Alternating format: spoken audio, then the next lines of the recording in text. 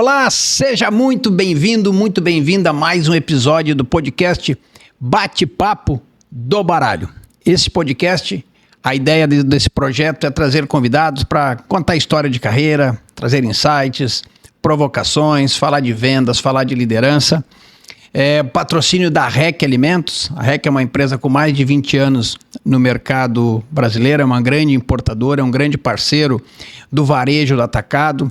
Está em várias categorias, está na categoria de azeite de oliva e azeitona com a marca Nusete, suplementos com a marca Nutrilatina, a marca Finíssima em doce de leite, leite em pó, queijos. É um grande patrocinador. Eu deixo aqui o meu agradecimento à REC. E aqui hoje a gente recebe, nesse podcast, diretamente da Colômbia, José Manuel Angel.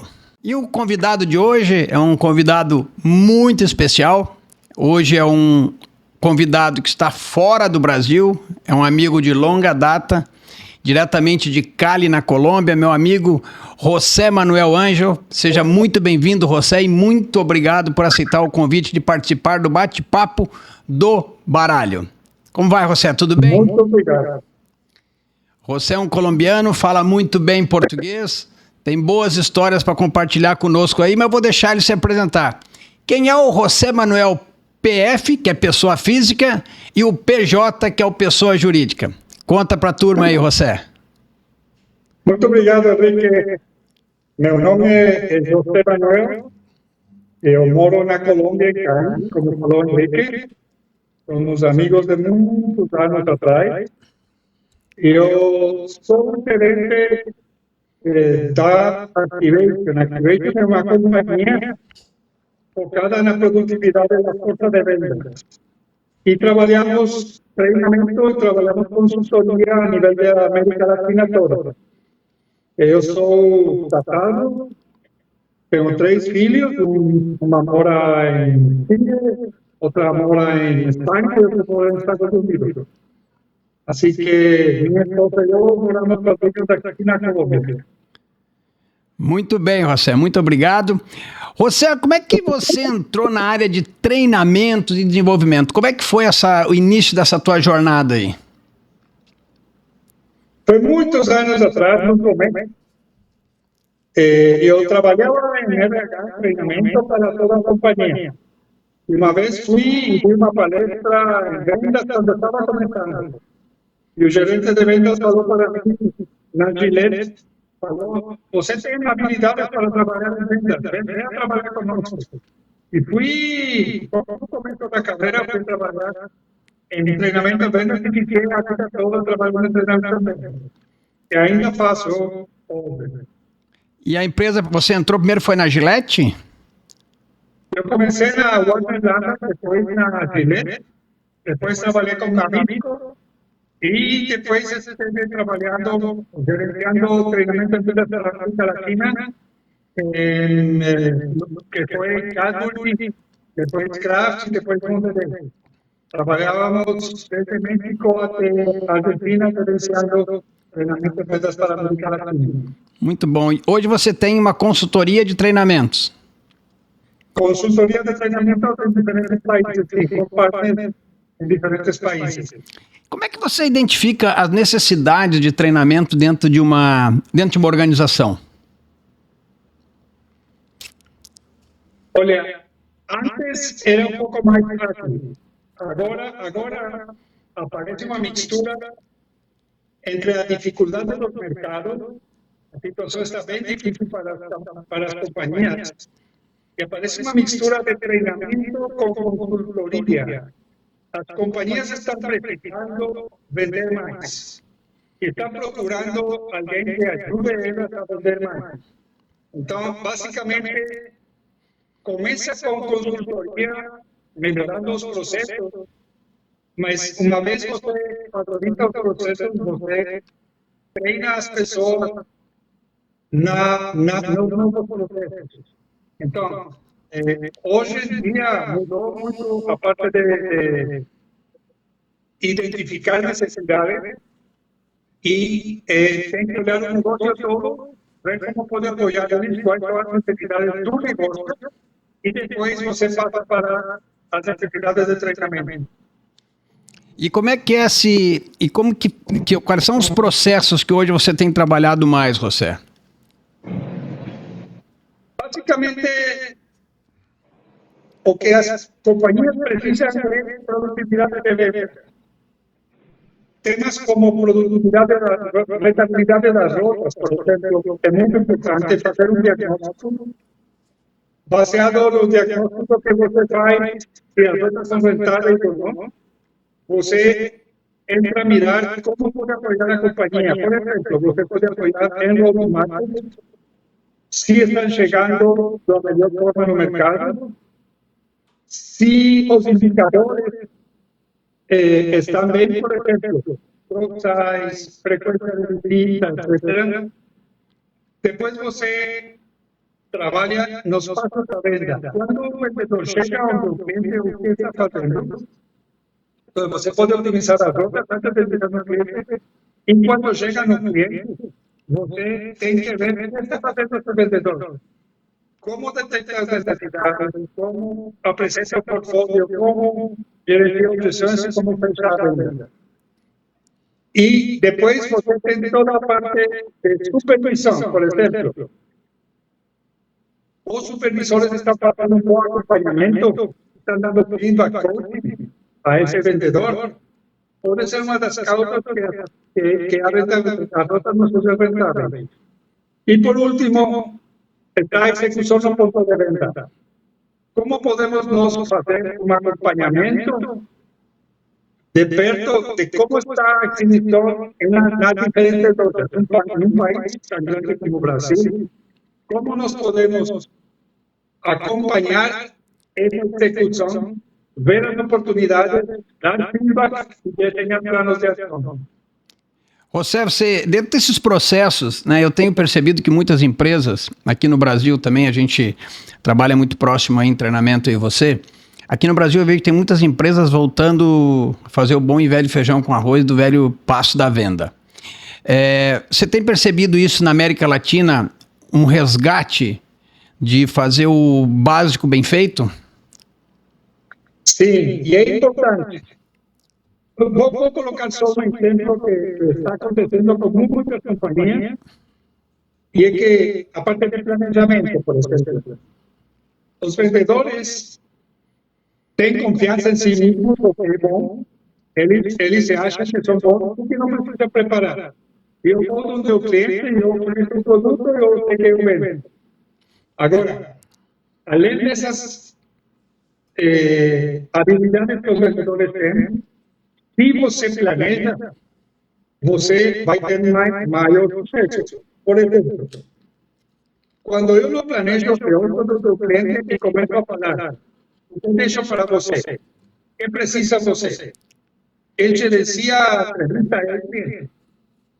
Se eu planejo, vejo que o cliente comprou nos últimos meses, eu posso planejar ou oferecer coisas que ele não compreende. Então, quem gerencia a entrevista sou eu. Então, sim, respondendo a tua pergunta, estamos volvendo no básico, mas bem feito. E você percebe, José, você falou assim que os vendedores às vezes não querem fazer um treinamento ou acham que já está tudo perfeito, porque eu tive 2 convidados, meus 2 últimos convidados trouxeram um dado que eles montam lá um processo de treinamento, reuniões, e 50% das pessoas entram no treinamento. Né? Você percebe que tem que é a carta 9, né, do afiar o machado? Você percebe na América Latina que tem essa dificuldade também, José? Nos países onde é que você opera? Qual é o tema? O vendedor é uma pessoa prática de tudo. E ele acha que sabe tudo. Ele acha que alguém que não está na rua com ele o dia todo não pode treinar ele ou explicar como melhorar.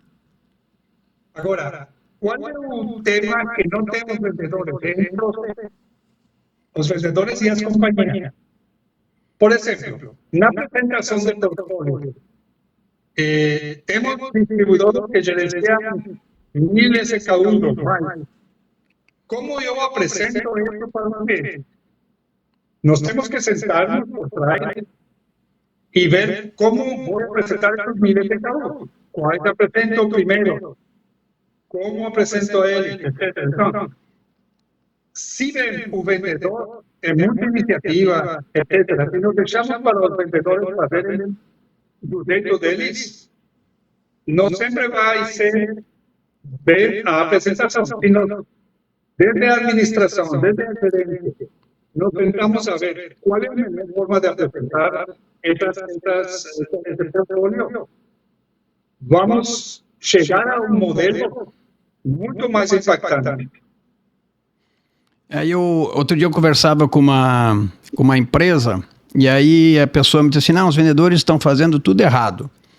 E eu até questionei ele, eu digo, eu acho que não tem ninguém fazendo errado, né? Porque ninguém sai de casa e fala para o pai, para a mãe, para o marido, para a esposa, para os filhos, sei lá, hoje eu vou para a rua para fazer cagada. Não, ele vai lá para fazer o seu melhor, baseado no quê? Na sua história, na sua zona de conforto, nos seus paradigmas. Enquanto você não disser o que é o certo, tá tudo certo.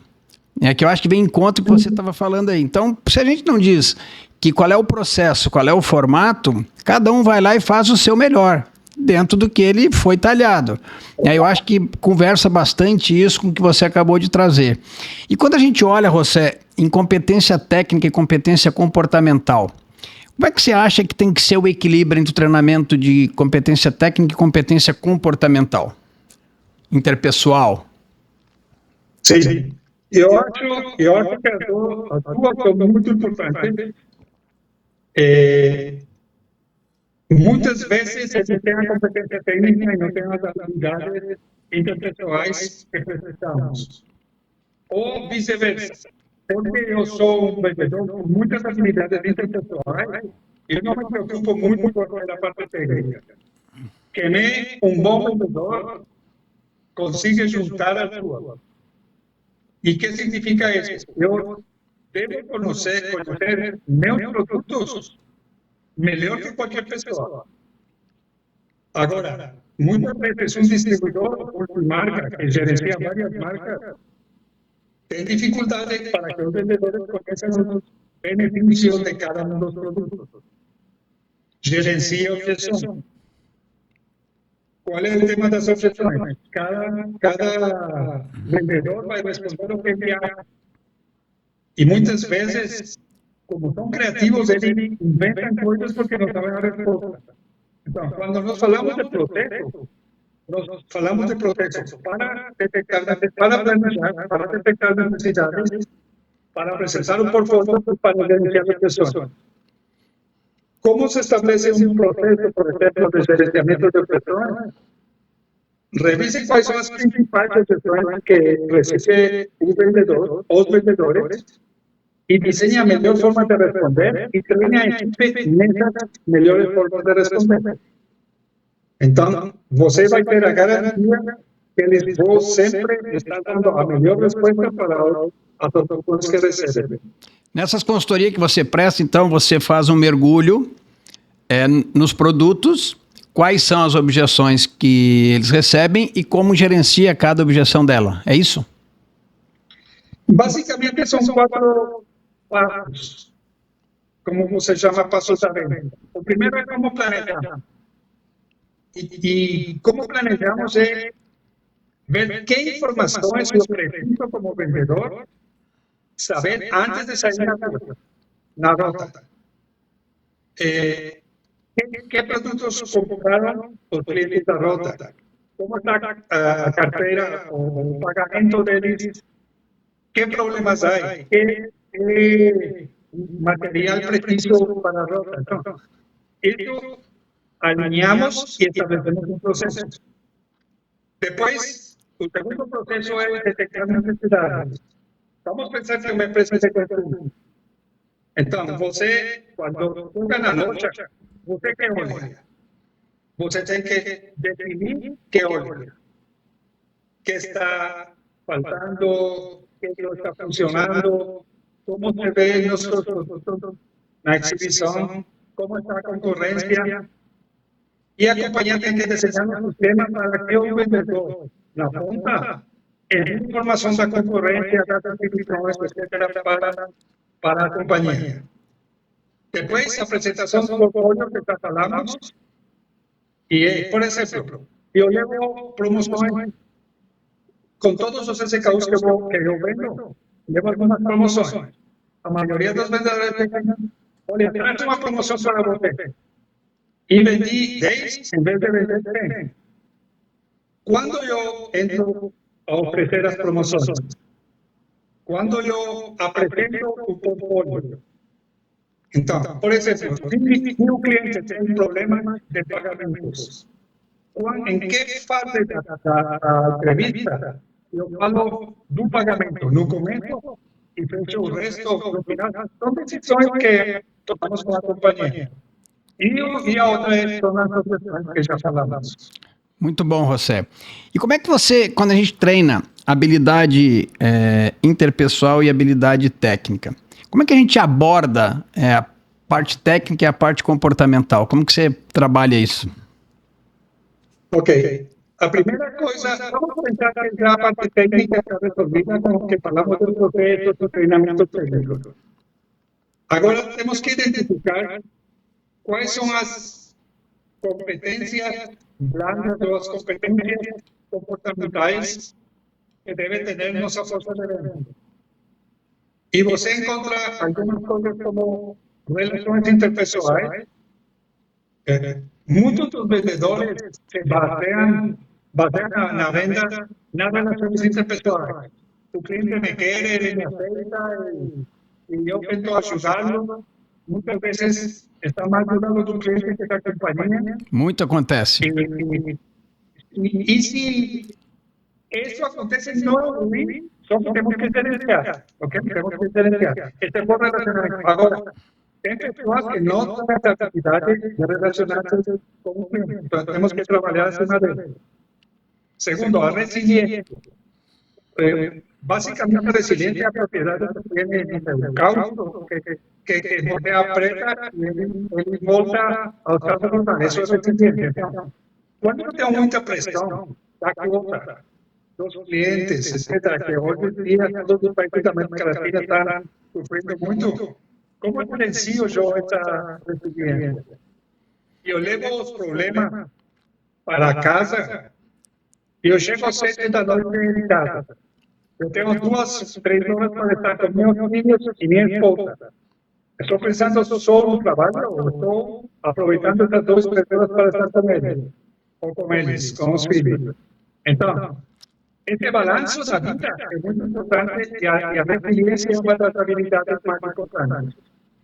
A outra é a habilidade de comunicação, onde você tem que ser claro, conciso, não falar muito largo.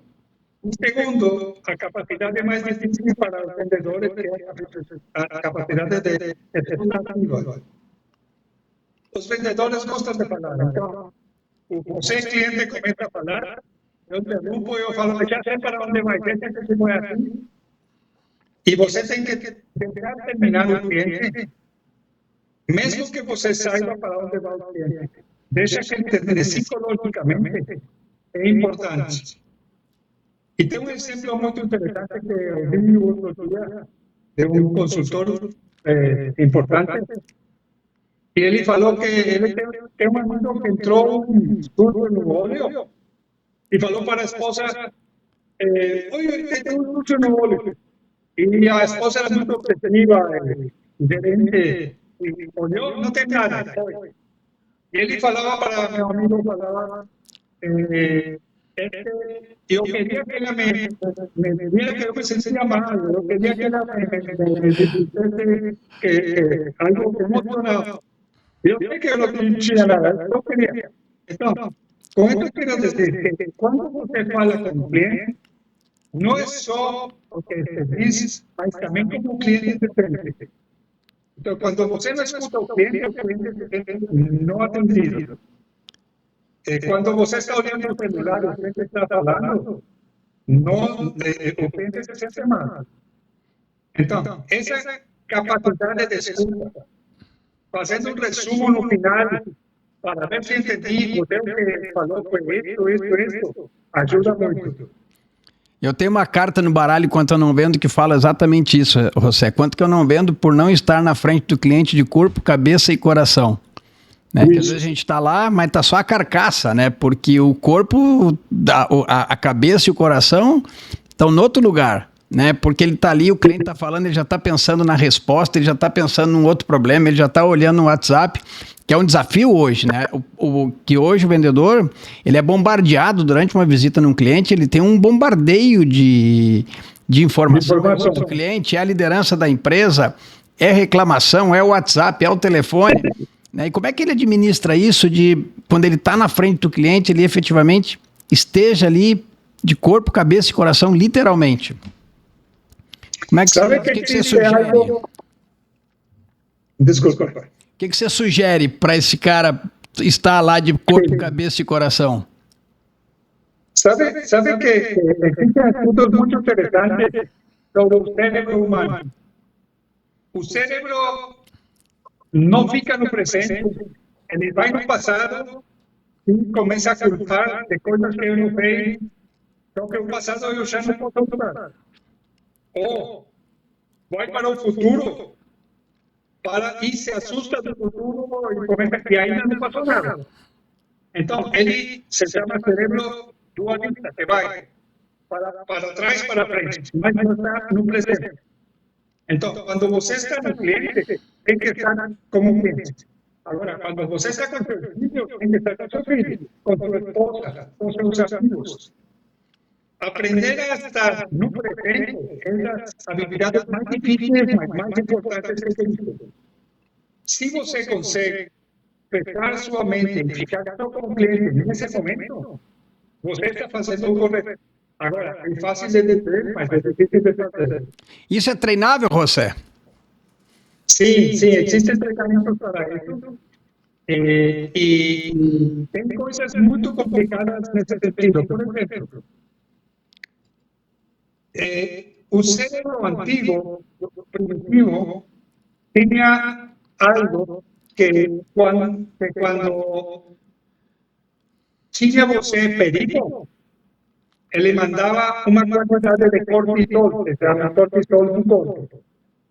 E você saía correndo. Por exemplo, você enfrentava um dinossauro, um animal grande, botava muito cortisol e você conseguia escapar, ok?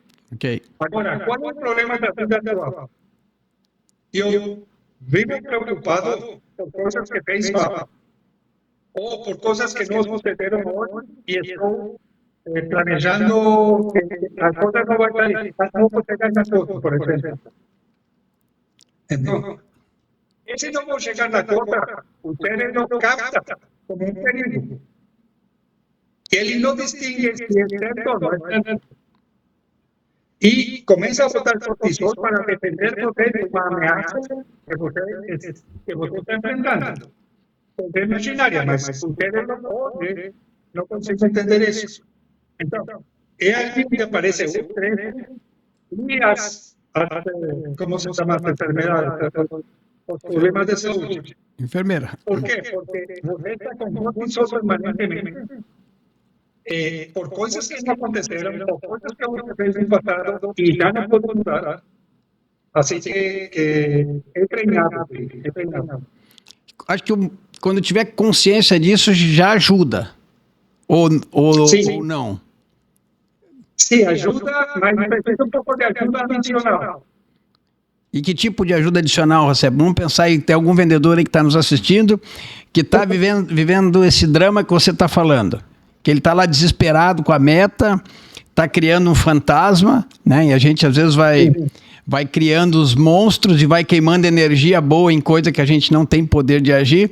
Qual é o conselho que você daria para esse vendedor, a esse profissional que está nos assistindo e que está passando por esse dilema aí que você está falando?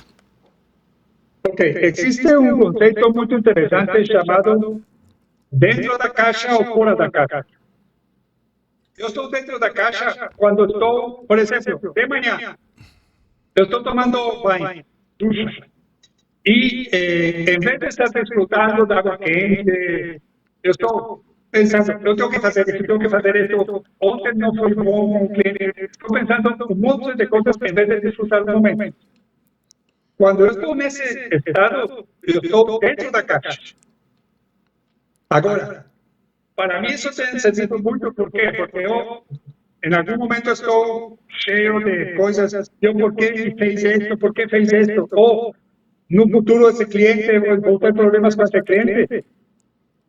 Imediatamente eu me falo, estou dentro da caixa, vamos sair da caixa. Quem sai da caixa? Ok. Qual foi o problema que eu tive no passado, e o que fez e que aprendi para não fazer no futuro? Ou eu tenho temores de coisas que ainda não sucederam, não aconteceram. Estou dentro da caixa. Então, sair da caixa significa, ok, qual é meu temor com esse cliente?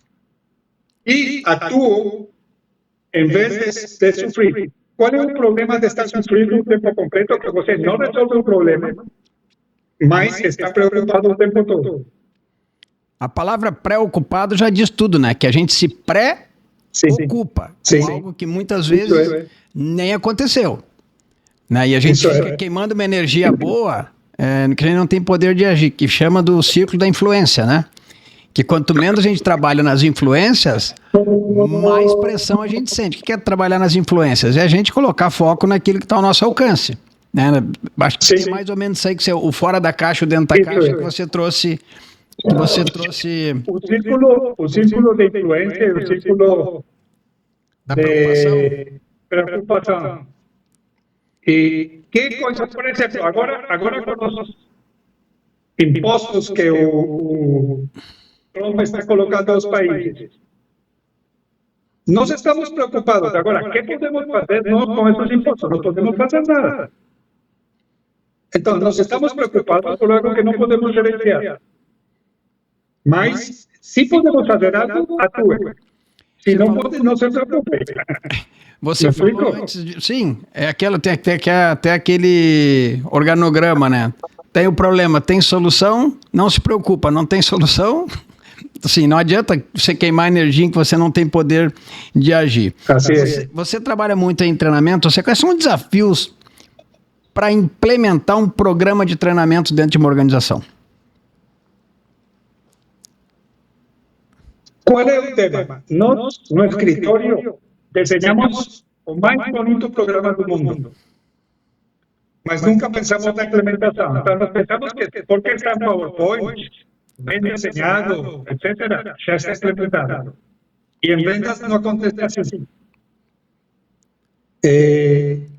Eu tenho que desenhar um sistema de implementação, mas, sobretudo, um sistema de supervisão e acompanhamento.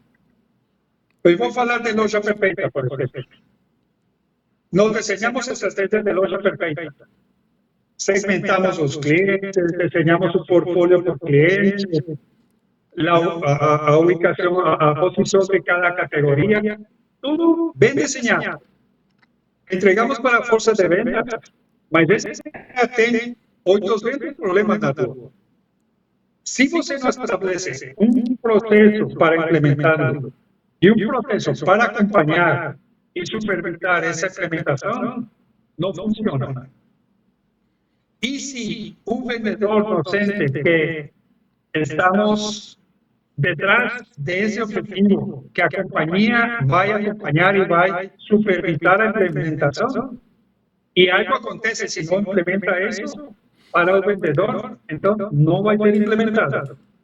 E como que os líderes, você podem fomentar e criar esse processo de aprendizado contínuo, desenvolvimento contínuo? Como é que os líderes podem operar nesse sentido?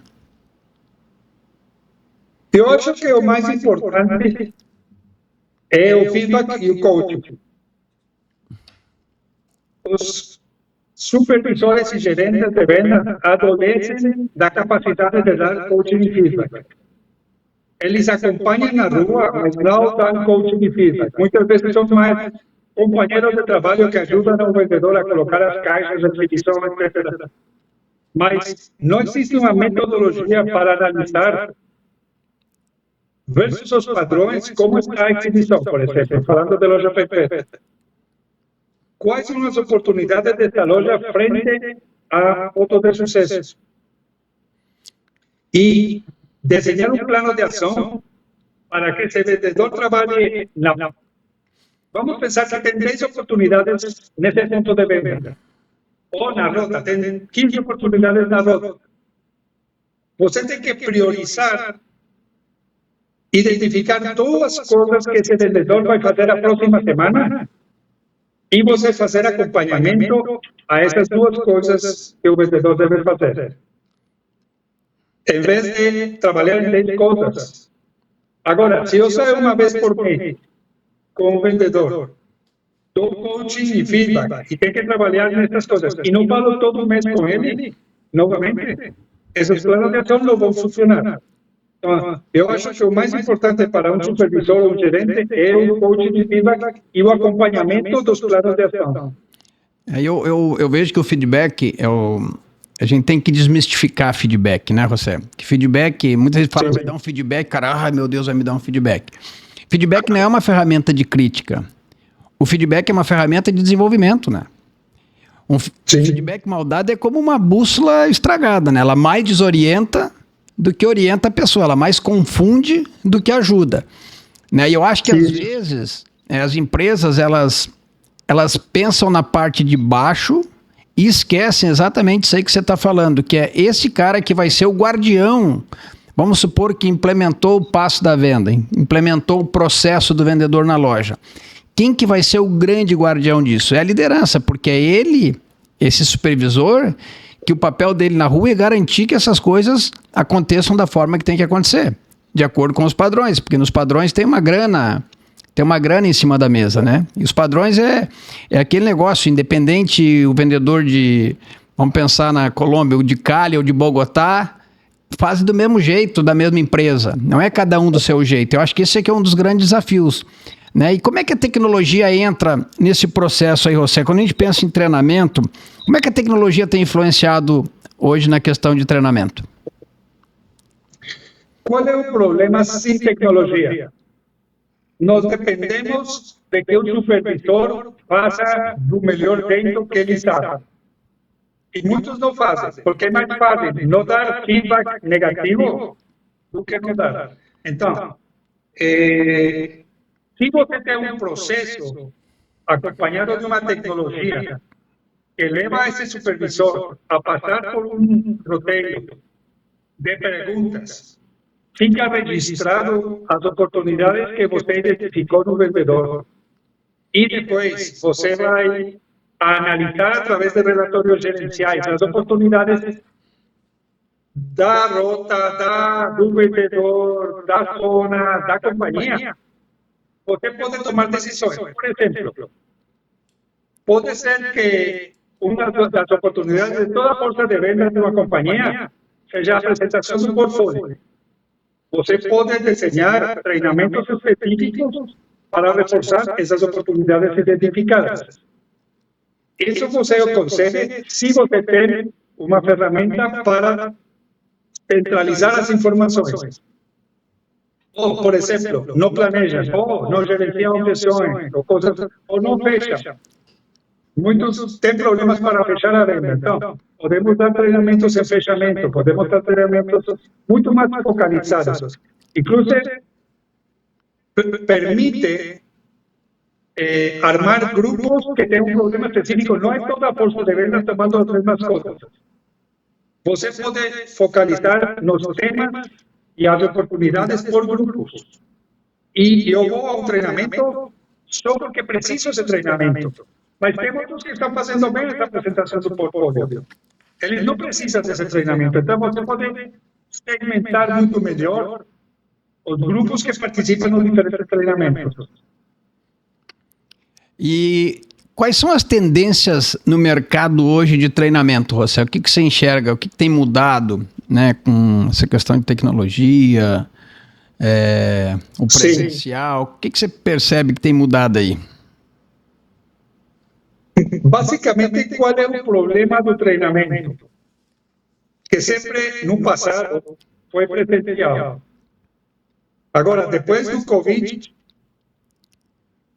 todas as companhias e todas as pessoas começaram a entender a parte virtual. Então, agora, com os baixos orçamentos que têm as companhias, precisamos maximizar nosso dinheiro para fazer os treinamentos que precisamos. Se nós levamos a todo mundo às grandes cidades para ser treinados, é muito caro, é hotel, avião, etc. Em cambio, se nós fazemos treinamentos virtuais, temos muitas possibilidades de uma cobertura maior de pessoas, um orçamento muito mais baixo, e esses sistemas de treinamento virtual estão sendo muito mais estruturados agora que antes. Então, por exemplo, eu tomo uma cápsula de treinamento ou um módulo de treinamento de negociação. Agora, não basta com tomar um módulo de treinamento, porque eu ali adquiro o conhecimento, mas eu preciso aplicar esse conhecimento. Então, hoje em dia, os treinamentos virtuais estão divididos em duas partes. A parte de conhecimento para garantir que as pessoas entenderam os conceitos. Mas uns exercícios de aplicação no campo desse curso que ele tomou, que o supervisor deve acompanhar para ver se está bem implementado. Eu posso tomar um curso de estratégias de aquisição. Eu entendi todo e no exame de conhecimento eu saquei dele. Mas quando vou na rua, como vendedor ou supervisor, eu vejo que ele não está aplicando isso.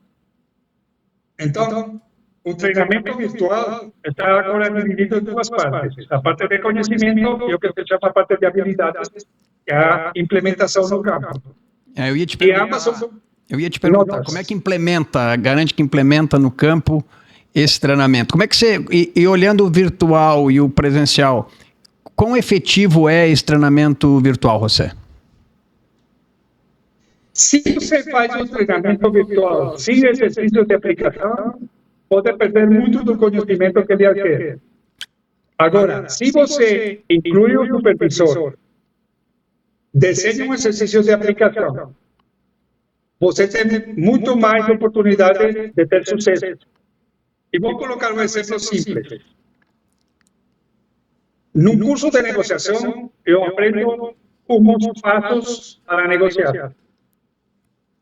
Então, eu tomei um curso, eu saquei dentro do curso, entendi tudo. Agora, eu vou negociar com uma rede grande Pão de Açúcar, um contrato do próximo ano. Antes de eu ir a negociar com o Pão de Açúcar, eu me sento com o meu chefe e começo, ok, quais são as variáveis que eu vou negociar?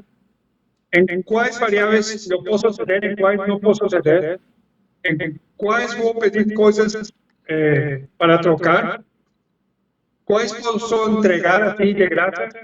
Então, se você inculca essa cultura dentro da companhia, para a negociação é importante, você aplica tudo o que aprendeu e depois da negociação com Pão de Açúcar, você volta ao seu chefe.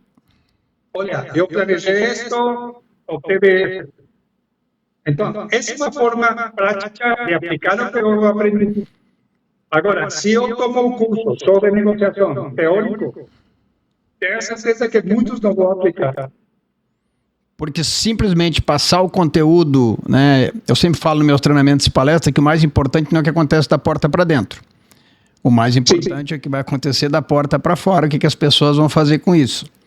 Né? Num treinamento de negociação, a liderança tem que estar vivendo isso. É isso que você está me falando? Então, preciso fomentar para que aquilo efetivamente entre no dia a dia da equipe num processo de negociação. Na cultura. José, quando você tem uma vasta experiência aí na América Latina, qual país, se é que tem diferença, que é mais desenvolvido e mais focado no desenvolvimento das pessoas? Eu acho que México é o mais avançado. porque eles estão, não sei se estão agora, mas estavam perto dos Estados Unidos. Então, eles tinham muito consultor americano indo para lá, levando as melhores práticas. Então, você, por exemplo, os grandes cursos, muitos deles tomei em México com consultores americanos. Então, eu acho que México também adiantado na parte de treinamento. Agora, na implementação é outra coisa. E na implementação, quem está mais avançado? Eu acho que depende do país. A Argentina tem coisas boas, eu acho que o Brasil tem coisas boas, muito boas na implementação. O conceito de loja perfeita, ele tá em todos os países. Execução está no topo da agenda das empresas? Sim, qual é o tema? Loja perfeita é como construir um prédio de 10 andares. Em alguns temas você está no andar 8, só faltam 2. Em outro está no andar 3, em outro está no andar 5, em outro não tem nada. Então, todo mundo trabalha na parte de execução no ponto de venda. Mas quando você instala um processo, você vê em que andar está em cada um dos temas. E o objetivo de uma consultoria em loja perfeita é levar todos os temas ao andar deles. José, e quando você olha loja perfeita, a gente está falando muito no mundo alimentar. Você trabalha com empresas de outras categorias, tipo farma, material de construção, automotivo? Sim. Você trabalha com companhias dessas categorias? Sim, trabalho e é incrível. Farma está entrando agora na parte de exibição para os produtos OTC. E Farma tem um desconhecimento muito grande de exibição. E está procurando pessoas de consumo para que levem insight sobre exibição. Então, vários dos meus clientes são farma que eles precisam desenhar estratégias de exibição. Porque não sabem desse tema, porque nunca precisaram disso. Agora que as farmácias estão crescendo e vendendo outras coisas, eles estão precisando exibir produtos OTC e precisam desse conhecimento. Eu ia te perguntar eu até ia te perguntar, você meio que já respondeu essa pergunta. Se fosse colocar numa régua, né, então que o 10 é o máximo, o mundo alimentar em execução está no 10, o mundo farma está em que número aí? Eu diria que está em 2, 3. Está atrás. É uma oportunidade muito grande para as companhias farma de melhorar. Estão trabalhando e elas têm dinheiro, estão trabalhando muito acima disso. E estão avançando rápido, mas hoje eu acho que a maioria está atrás, versus outras consumo, por exemplo. Você deve enfrentar esse dilema muitas vezes em algumas organizações que enxergam treinamento como despesa, né? E lógico, a gente enxerga como investimento. Quando você se defronta com empresas que você vê claramente que elas estão enxergando como uma despesa, como que você trabalha com isso? Como é que recado você daria para as empresas que enxergam como despesa para que elas comecem a entender que é um investimento? Eu acho que começar com um projeto que se implemente no campo. Então, e você possa fazer medições. Então, por exemplo, tema de loja perfeita. É muito caro, eu não tenho dinheiro para isso. Vamos fazer um piloto. Vamos passar uma loja de não perfeita a perfeita e medir quanto vende mais essa loja perfeita que uma não perfeita. Não tem que ser um mega projeto a nível nacional. Comecemos com um piloto para entender. E temos resultados de entre 15% e 30% a mais. Quando chega onde o gerente geral, a mensagem que com loja perfeita podemos vender 15% a mais, é música para ele. Então, Eu normalmente começo pequeno, um projeto implementável e que seja mensurável. E quando você faz um treinamento, por exemplo, a gente dá treinamento de liderança, né? E liderança ele é um treinamento que ele é muito mudança de atitude, né? Porque ele não é o treinamento de loja perfeita, tá lá o planograma, posicionamento, preço, enfim. E ele é um processo de mudança de atitude. Eu não sei se você enfrenta isso, mas tem pessoas que sofrem transformações homéricas, né? E que muitas vezes não são nem tangíveis, né? Sim. E tem pessoas que não mudam porque não estão a fim de mudar, que a gente falou no início da nossa conversa. Como que a gente consegue medir? Você tem alguma medição de um treinamento de liderança? Como é que os líderes deveriam absorver um treinamento de liderança? Eu acho que nessas habilidades blandas especificamente temos que trabalhar com algo que se chama os objetivos do treinamento. O que são os objetivos do treinamento? É o que quero que aconteça depois do treinamento. Então, eu quero que ele dê melhor feedback coaching, eu quero que ele faça melhor análise financeiro, eu que quero depois do treinamento de liderança. Então, se eu tenho clareza no que quero, eu posso medir. Então, por exemplo, se você dá um curso de liderança sozinho, as pessoas não mudam. Se você coloca algo que ele tenha que implementar com sua equipe, que transforme a equipe e que podamos medir, então vai mudar.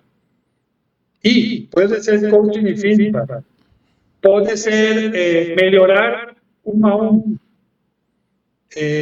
nas reuniões 1 a 1. Pode ser reduzir pode ser planejar melhor. Pode ser reduzir turnover, reduzir a rotatividade de pessoas. pessoas. Pode ser reduzir turnover. Mas você, no objetivo, tem que colocar o que vai acontecer depois, você quer que aconteça depois do curso. Porque eu posso parar de falar de liderança situacional, de qualquer liderança. Não acontece nada se eu não acompanho o treinamento. Minha sugestão sempre é menos treinamento, mais implementação. E o que é menos treinamento e mais implementação? Não colocar as pessoas a fazer 20 cursos no ano, que não vai acontecer nada, vai perder o dinheiro. Faça 3, 4 cursos bem feitos, de alto impacto, que tem que ser implementados no dia a dia e que eu possa fazer acompanhamento. Isso é muito mais valioso que dar 20 cursos no ano que não acontece nada. Você, 20 cursos no ano, né? Você, na outra semana, entrevistei o Kleber, que é o diretor da REC. José, eu tenho patrocinador no podcast. A REC é um grande importador no mercado brasileiro. A REC Alimentos, ela está em várias categorias. Ela está na categoria de azeite de oliva e azeitonas com a marca No7. Está com a marca finíssima em leite pó. Tem a parte de suplementos com a Nutrilatina. Tem doce de leite argentino maravilhoso com a marca finíssima. Então, esse é meu patrocinador. E o Kleber esteve aqui e até ele falou que estava roubando o nome, né, que ele está montando lá na REC, a Academia de Vendas. Né? E a Academia de Vendas você implementou em Cadbury lá em 2004, 2005, isso estamos falando de 20 anos. Puxa vida, estamos ficando velho, hein, José? Muitos anos. Como é que uma companhia implementa uma academia de vendas que ela seja realmente transformadora e não seja mais uma coisa dentro da organização? Primeiro, entender quais são as prioridades por canal das equipes. Depois, eu não faria mais de 6 cursos no ano. Cada curso como um sistema de implementação no campo. Então, selecionar os cursos que podem ser implementados no campo, desenhar sistemas de acompanhamento no campo e que aconteça algo se não se implementa. Isso muda a cultura. Porque o outro é informação. É como assistir a um vídeo de YouTube. Um curso de liderança onde não acontece nada e não se espera que aconteça nada depois, é ver um vídeo de YouTube. E a malha curricular, quando você monta uma academia de vendas, que você faz isso em algumas organizações e inclusive a gente pode fazer aqui no Brasil dentro da nossa parceria. Quando implementa uma academia de vendas, você é definido uma malha curricular por cargo? Sim. Então, basicamente, você define quais são as competências do cargo e o nível de desenvolvimento que precisa o cargo em cada competência.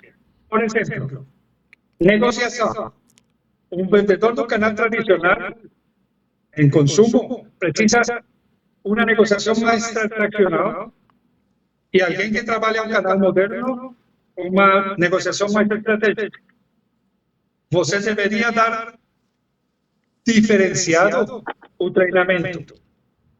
Agora, uma vez que você deu o treinamento, desenhe uma implementação para esse curso, acompanhe esse vendedor para ver se esse vendedor está aplicando o que aprendeu, dê feedback e coaching, e ali é onde você muda a cultura. Se você só dá o curso, não acontece muito. E a cultura é um processo de longo prazo, não é apertar um botão, girou o botão para lá e para cá e vai mudar. Não adianta. Eu tenho academia de vendas, é lindo, né? O nome, tá lá a malha curricular. Mas se for algo para cumprir tabela e que efetivamente não faça a transformação no dia a dia, não faz muito sentido. Eu acho que esse aqui é um dos grandes cuidados das empresas na estruturação de uma academia de vendas. É isso? É isso, e eu acho que temos que sempre pensar na implementação. Nós devemos partir da implementação. A necessidade parte de quem não está fazendo bem esse vendedor da ponta com os clientes. Onde estão as oportunidades desse vendedor melhorar? E volto para criar minha malha curricular. Agora, quando eu desenho a malha curricular, eu devo resolver esse problema que o vendedor tem na ponta. Então, se esse é o desenho da malha curricular, eu tenho que desenhar meu curso de forma que ele possa aplicar e resolver o problema que tem na ponta. Muito bom, José. José, eu tenho um momento aqui agora no podcast, que é o momento Joga o Chapéu. Sabe quando a gente joga o chapéu para cima e cada um põe na carapuça? E o primeiro é a parte docinha. É só a parte docinha, com patrocínio do doce de leite finíssima. O que você acha, o que você percebe que as empresas fazem bem? Agora é só o docinho. O que as empresas fazem bem? Eu acho que as empresas têm uma estrutura e uns processos que funcionam, e por isso elas estão dando resultados. Qual está sendo a situação das empresas hoje? Eu lembro muitos anos atrás, Enrique, quando nós trabalhávamos, 20, 25 anos atrás, as companhias tinham grana para fazer a reunião de vendas no final do ano, tinha muitas oportunidades, muito dinheiro para tudo. Hoje não, hoje chegar aos resultados está sendo muito difícil. Então, eu acho que as empresas, apesar de estar cumprindo resultados com muita dificuldade, precisam melhorar seus processos e as habilidades da força de vendas. Então, elas têm um bom processo que tem funcionado há muitos anos, só que o que nos trouxe até agora, até aqui, não é o mesmo que nos vai levar para o futuro com sucesso. Você já falou, porque eu jogo o chapéu do docinho e jogo o chapéu do amarguinho da azeitona no 7, que é o patrocínio. Você já jogou o chapéu aqui das coisas que as empresas não fazem bem. Agora o docinho, Para os vendedores, o que os vendedores fazem bem? Joga o chapéu aí, você. O que os vendedores fazem bem com você na América Latina, nessas tuas andanças por aí?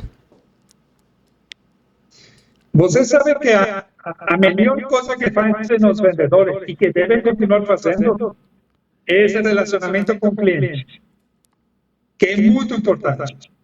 Agora, muitos vendedores acham que é tudo e não é tudo. Então, quando eu sou muito amigo do cliente, ele vai me comprar. Incluso, eu posso mudar de companhia e ele me vai acompanhar na nova companhia, porque ele é meu amigo.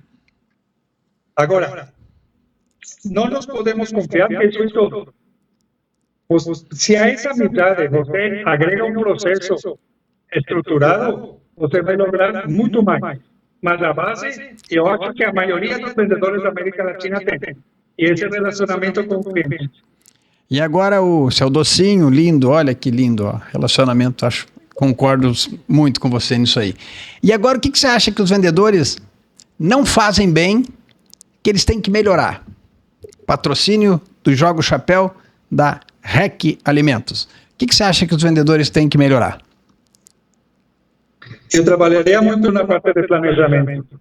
É muito difícil, é uma mudança de cultura muito difícil, porque os vendedores não gostam de planejar. Eles saem a vender. Eles acham que estão perdendo tempo fazendo análise das vendas por cliente, onde estão as oportunidades, etc. Mas, se você quer crescer como precisam as companhias hoje, para mim, planejamento seria o fator de sucesso mais grande. Semana passada eu tive um convidado no podcast e ele falou exatamente isso aí, que vendedor hoje, acho que um desafio é o planejamento. Eu na minha palestra, eu digo para os vendedores, eu digo, se você sair com isso aqui, se você responder essa pergunta todo santo dia, eu garanto que você vai vender mais. Eu chamo do planejamento dos 3 pronomes. Quem, o que e o como. Quem é que você vai visitar? Quem é teus clientes? Como é que está o teu roteiro? Quem são esses caras? O que você quer? Né? A definição dos objetivos muito claro, porque senão a gente sai sem planejamento, sem saber exatamente o que quer. E como? O que você precisa para conseguir o que você quer? Quais são os recursos? Quais são as informações? Quais são o material? Aquilo que você falou lá no início. Né? E muitas vezes eu vejo que o vendedor sai sem planejamento nenhum e aí não sabe, se não ter planejamento, se não definir o objetivo, como é que ele vai saber se está indo bem ou mal, né? Porque se você não colocou um objetivo. José, nós estamos indo para o final. Algum conselho que você daria aí para quem está nos assistindo, para quem dá treinamentos ou para quem assiste treinamentos? Que mensagem você deixa para a nossa audiência aí? Eu diria, treinamento é bom se você consegue fazer o que se chama transferência do aprendizado no campo. Eles apliquem e que produzam resultados e você possa medir esses resultados. Muitas companhias falam que não investem em treinamento porque perdem dinheiro. E se eles fazem um treinamento tradicional, só cursos, não acontece nada, tem razão, perdem dinheiro. Quando você muda o processo do vendedor, do supervisor, mesmo do gerente, você vai agregar valor para a companhia, vai poder medir coisas tangíveis e vai ter um impacto na companhia. Então, menos treinamentos, mais implementação. Última pergunta, José. Uma frase que você gosta aí, que te norteia aí no teu dia a dia. Uma frase? Uma frase que você gosta aí, uma frase Sim. inspiradora. Aplique o que aprende. Aplique o que Quando aprende. alguém toma um curso, minha preocupação sempre é, você como vai aplicar isso? Como você uma vez me falou, isto é PowerPoint ou funciona? Então, se eu estou ensinando algo, tem que você poder aplicar amanhã, não dentro de 2 anos, amanhã. Esse é o treinamento que vale a pena. Esse é o treinamento que os gerentes gerais valorizam. Por quê? porque depois do tempo você pode trazer alguns relatórios gerenciais. Olha o que temos melhorado com esse treinamento. Então, empiezam a acreditar no treinamento. Aplique o que você aprende.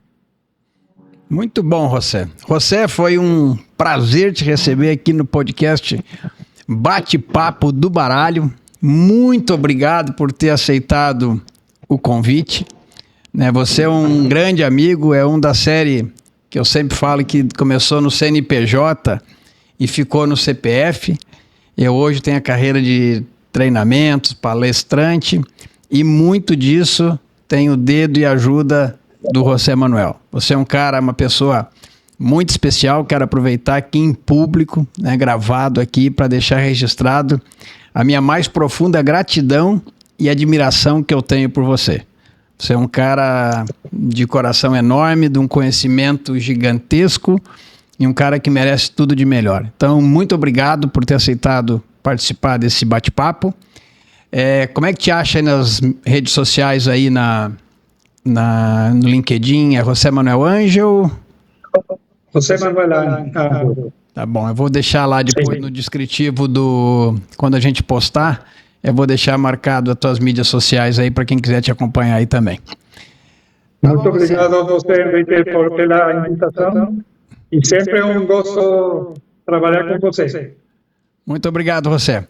Um abraço e fique bem, meu amigo. Deus te abençoe. Ok, igualmente. Obrigado. Tchau, tchau. Tchau. Bom dia para todos. Encerramos aqui mais um episódio do podcast Bate-Papo do Baralho. Espero que você tenha gostado. Assine o canal aqui da TV Balneário Camboriú, assine o canal do Henrique Machado, dê o like, comente, compartilhe. Muito obrigado pela sua audiência. Se quiser contratar a palestra do Henrique Machado, levar as provocações do Quanto Eu Não Vendo, entre em contato diretamente comigo. Eu vou deixar aqui no vídeo o telefone, mas me acha aí no Instagram, Henrique Machado Palestrante, Henrique sem H. Muito obrigado a você que acompanhou. Continue nessa jornada. Na próxima terça, às 21 horas, estaremos aqui novamente, diretamente da TV Balneário Camboriú. Um abraço a todos e fiquem bem.